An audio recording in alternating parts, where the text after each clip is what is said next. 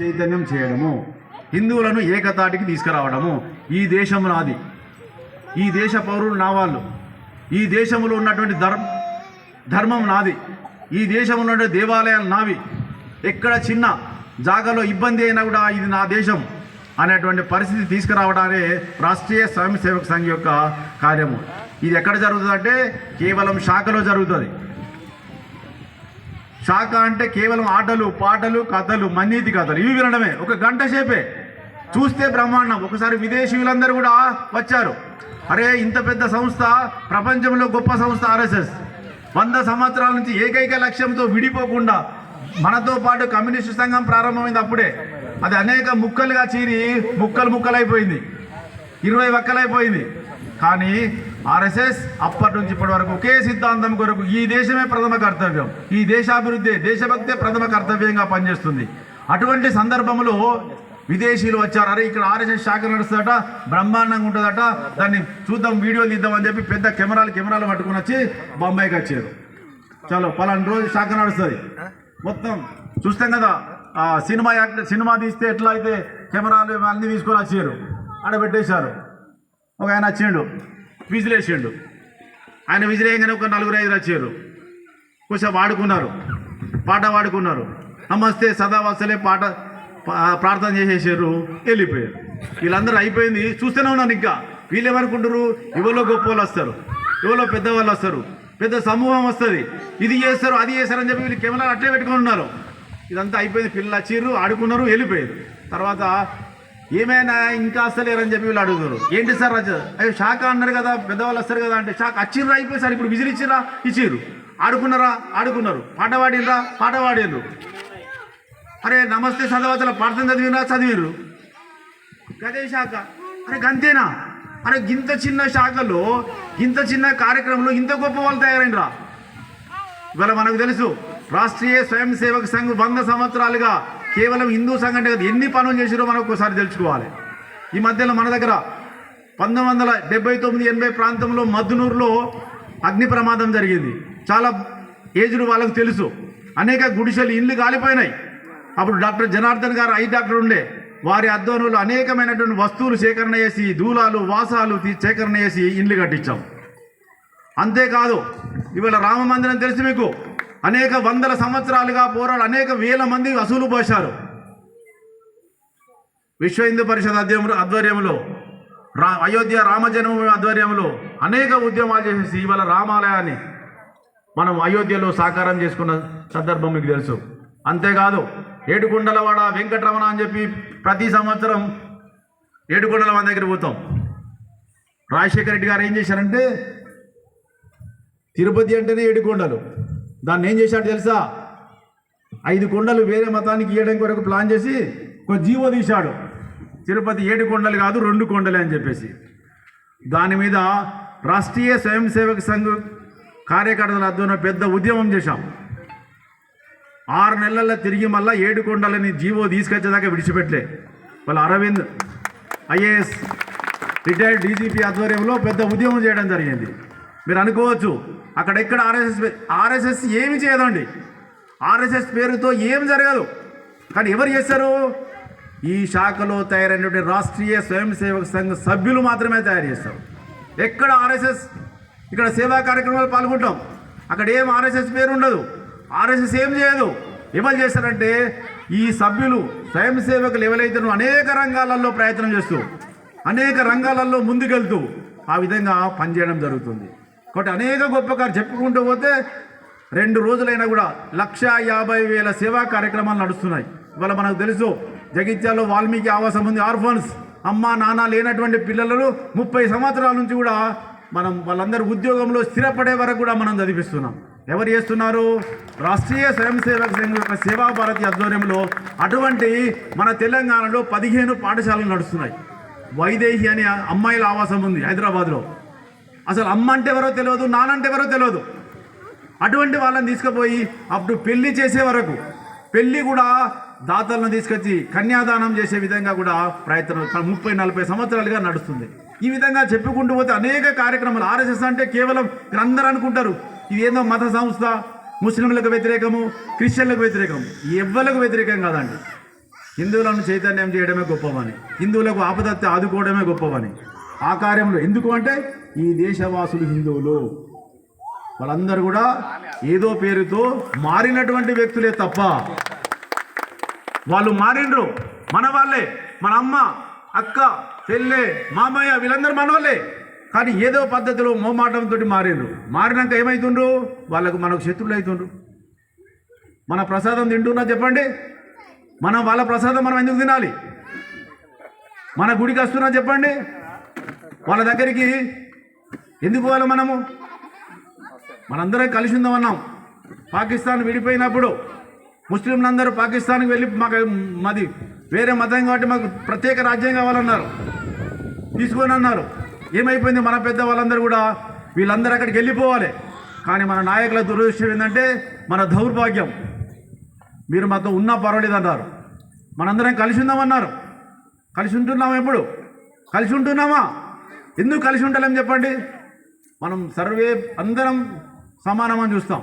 చెట్టులో, పుట్టలో, పాములో, చీములు అందరూ అన్నిట్లలో భగవంతుడున్నాడు. కాబట్టి వాళ్ళు ఏం చెప్తున్నారు? ఒకటే భగవంతుడు. మొన్న మీకు చిన్న ఈ విషయం చెప్తాను. ఢిల్లీలో హోలీ రోజు ఒక పాప చిన్న రంగు చల్లడంలో ఒక పట్టి ఈ రంగు చల్లింది. పెరిచి మీద చల్లేటప్పుడు ఏమైందంటే ఒక ముస్లిం మహిళ మీద కొద్దిగా పడ్డది. ఆమె పోయి 10 మందికి చెప్పింది. ఆ 10 మంది వచ్చారు. అది అపార్ట్మెంటు, అన్ని రూములకు తలుపులు పెట్టారు. ఆ ఇంటికి వెళ్ళి వాళ్ళ తండ్రిని తీసి చంపేశారు. ఏంటిది? ఇదా కలిసి ఉండు? మనం పోయి వాళ్ళ దగ్గర ఇఫ్తార్ విందులో తింటున్నాం కదా, వాళ్ళకు కూడా ఊళ్ళో మసీదు కట్టుకుంటే పైసలు ఇస్తున్నాం కదా, వాళ్ళకు చర్చిలు కట్టుకుంటే పైసలు ఇస్తున్నాం కదా. ఒక చిన్న రంగు పడితే తండ్రిని దారుణంగా హత్య చేశారు. అటువంటి అనేక సంఘటనలు ఉన్నాయి. ఇదా కలిసి ఉండు? మనం కలిసి ఉందామని ఇప్పటికి కూడా అంటున్నాం. అందుకొరకే మనకు ఎవ్వరికి వ్యతిరేకం కాదండి. ఆర్ఎస్ఎస్ ఎవరికి వ్యతిరేకం కాదు, హిందువులు ఎవరికి వ్యతిరేకం కాదు.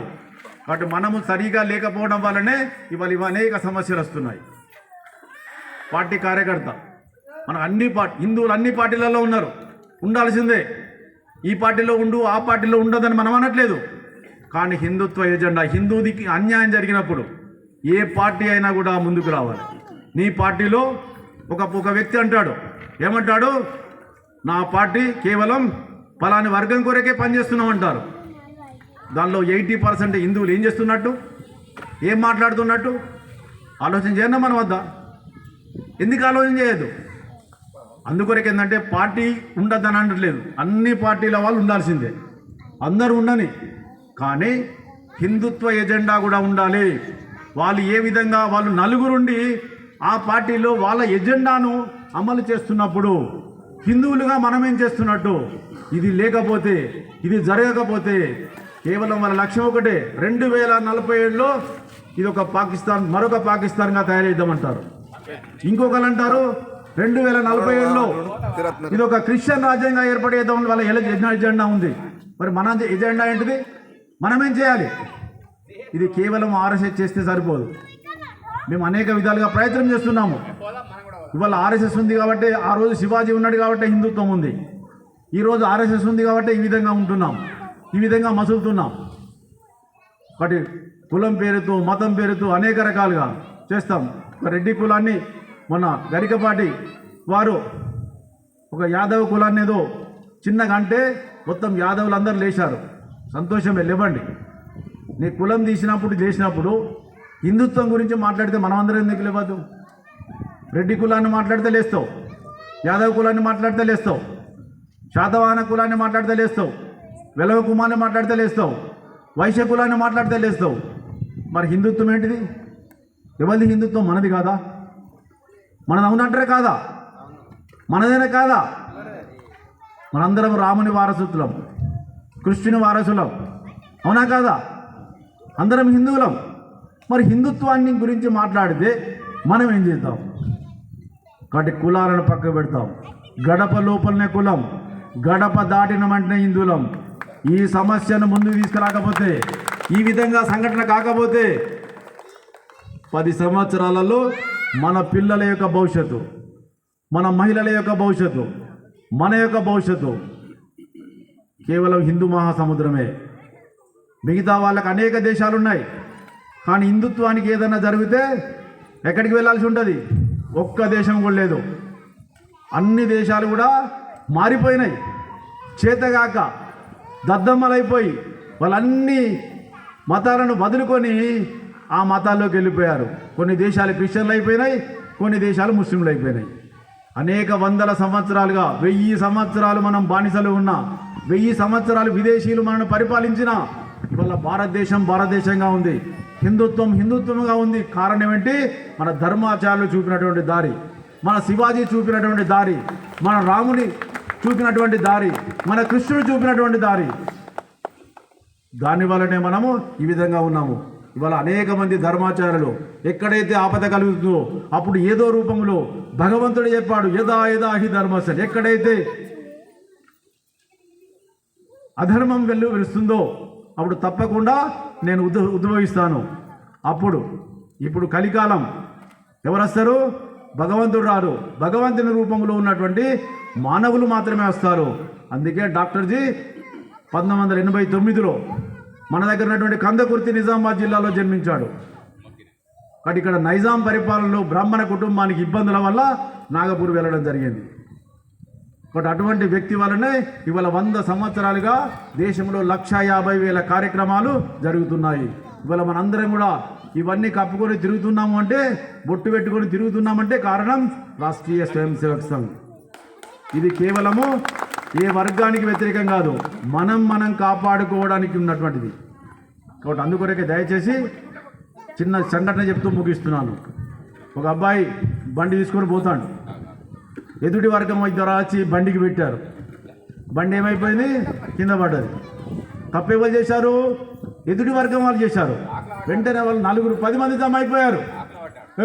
ఏం మాట్లాడుతున్నావు, ఎట్లా కొట్టినవరా, నీ సంగతి ఏందిరా అని చెప్పి కలవట్లేదు ఉల్టా. ఇక్కడికి మనోళ్ళు ఇద్దరు వచ్చారు. అరే పోండ్రా ప్లీజ్ రా, పోండ్రా, లేదు పో, గంగలవని పో అని చెప్పి విన్నే పంపించారు. అరే బిడ్డ, నువ్వే తప్పు చేసినావు, ఏం మాట్లాడుతున్నావు రా అని వీళ్ళిద్దరూ నిలదీస్తే వాడు నెత్తి నోరు మూసుకొని పోకపోతున్నా. ఇక్కడ ఎవరి శత్రువులు మనకు చెప్పండి? ఎవరి శత్రువులు? మనకు మనమే శత్రువులం. అదేవిధంగా పోలీస్ స్టేషన్లో కేసు, లవ్ జిహాదీ కేసు. ఒక అమ్మాయి అనుకోకుండా పోయింది, పోలీస్ స్టేషన్ పిలిపించినాం. ఎవరు పోతారు పోలీస్ స్టేషన్కు? వాళ్ళ అమ్మ నాన్న పోతారు, మా అమ్మాయి అత్తమ్మ పోతారు. వాళ్ళు ఎంతమంది వస్తారు? 100 మంది వస్తారు. 100 మంది వచ్చేసారు. మన వాళ్ళు ఎంతమంది వేయను? 4 వేయను. పొమ్మంటే కూడా పోరు. ఏ పూరికాయకి వెళ్తే తప్పు చేసేది అని మనమే. బిడ్డ, ఈ వాడలో ఉన్నాము, వాళ్ళ వెనుక 200 మంది ఉన్నాము, నీ సంగతి ఏంద్రా అని అడిగితే అక్కడ పోలీస్ స్టేషన్కి వస్తారా? పోతున్నాము అని చెప్పండి. అందుకొరకే రాష్ట్రీయ స్వయం సేవక సంఘ్ కోరేది ఏంటంటే, మేము చేసే ప్రయత్నం నేను చేస్తున్నాం.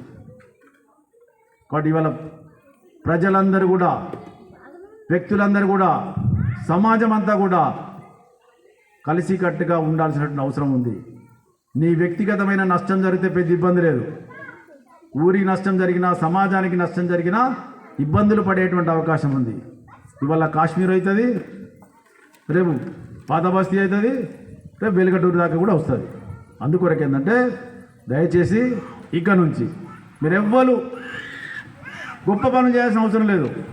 హిందుత్వానికి ఎక్కడైనా నష్టం జరిగితే, హిందుత్వం గురించి ఎవడైనా మాట్లాడితే ముందుకు రండి. 20 మంది వెళ్ళండి. తప్పు చేసినా పర్వాలేదు, వాడు తప్పు చేస్తే వాళ్ళకి అమ్ముతాను. మనం ఎందుకు మొదలే మనమే లెక్క పెడతాం, వాడు తప్పు చేసినండి, వాడు తప్పు చేశాను. అవునా, తప్పు చేసేది తెలిసి తెలియక తప్పు చేశాడు. అరే శ్రీకృష్ణుడు అటువంటి శిశుపాలుని 100 తప్పుల దాకా ఏం చేశాడు? క్షమించడా లేదా? మనం కూడా ఒక తప్పు చేస్తే పోతాం, పట్టుకొస్తాం, పోలీస్ స్టేషన్లో మాట్లాడదాం, తీసుకొస్తాం. అరే ఇక ముందు చేయకమని చెప్దాం, మళ్ళోసారి చేస్తే మనమే చెంపలు ఆడిద్దాం.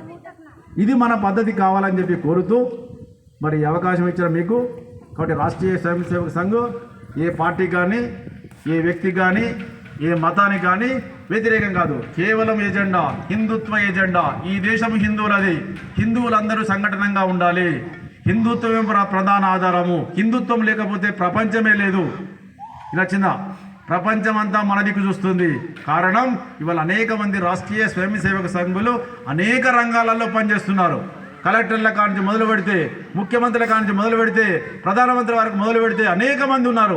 ఇవాళ ఉంది కాబట్టే దేశం ఈ 10-15 సంవత్సరాల నుంచి ప్రపంచం అంతా మన వైపు చూస్తుండ్రు. కాబట్టి అందుకొరకు ఏంటంటే మనము విదేశాల వైపు చూడొద్దు. మన పిల్లలకు సమయం ఇవ్వండి. ఎవరి ఫోన్ వాళ్ళు కాదు. ఇంట్లో నలుగురు ఉంటాం, 4 ఫోన్లు చూసుకుంటున్నాం. ఒక పిల్లవాడు 4 రోజులు డిప్రెషన్లో ఉన్నాడు, అమ్మ నాన్న పట్టించుకుంటలేరు, వాడు ఆత్మహత్య చేసుకుంటాడు. ఎందుకు చేసుకుంటాడు? ఎన్నడన్నా వాడు అంటున్నాడని చెప్పి మాట్లాడుతున్నామా? నాన్న నీ బాధ ఏంది, నీ కథ ఏందని మాట్లాడుతున్నామా? అందుకొరకు రోజు ఒక గంట సేపు ఫోన్లకు విరామం ఇవ్వండి. అందరు కలిసి భోజనం చేయండి, ఒకసారి ఫ్రీగా మాట్లాడండి. పిల్లవాడు బడికి వేస్తాడు, అమ్మ అని పిల్లవంగానే అమ్మ అంటది, ఆగురా మంచి సీరియల్ వస్తుందంటది. పాపం వాడు బడికి పోయి వచ్చిండు, 1 నిమిషం మాట్లాడుతాను అమ్మ పిలిస్తే, అరే ఎప్పుడు నీకు ఇదే లొల్లి రానంటది. అంత సీరియలా? సీరియల్ మనం జడగొట్టడానికే సీరియల్. ఎప్పుడు అత్తలకు కూడళ్ళకు కొట్లాడగొట్టి చూడు. లేదా ఏ సీరియల్ అన్నా మంచిగుందా చెప్పండి అమ్మా. కేవలం అక్కడ నలుగురు మన హిందుత్వ ఎజెండాను నాశనం చేయడం కొరకు టీవీలలో సీరియల్స్ కేవలం. నచ్చిందా? అదే ఒకసారి ముస్లిం కుటుంబాల్లోకి వెళ్ళండి, సీరియల్ చూస్తున్నాము, ఏం చూడరు. కాబట్టి మంచి మంచి విషయాలు చూడాలి తప్ప పనికిరాని చెత్త సీరియల్స్ చూస్తూ ఈ అత్తలను, అమ్మలను, నాన్నలను, భర్తలను ఇబ్బంది పెట్టకండి. అందుకొరకు ఏంటంటే ఇవన్నీ పక్కకు పెట్టేసి రోజు 1 గంట సేపు 2 గంటలు కుటుంబానికి సమయం ఇచ్చి ఫ్రీగా మాట్లాడుకోండి. అందరు కలిసి భోజనం చేయండి. అప్పుడే మన కుటుంబం బాగుంటుంది. మన కుటుంబం బాగుంటే వెలుగటూరు బాగుంటుంది. వెలుగటూరు బాగుంటే జిల్లా బాగుంటుంది. జిల్లా బాగుంటే రాష్ట్రం బాగుంటుంది. రాష్ట్రం బాగుంటే దేశం బాగుంటుంది. ఇవాళ భారతదేశం బాగుంటేనే ప్రపంచం బాగుంటుంది. భారతదేశం లేకపోతే ప్రపంచము జీరో. ఇది గమనించండి. ధన్యవాదాలు.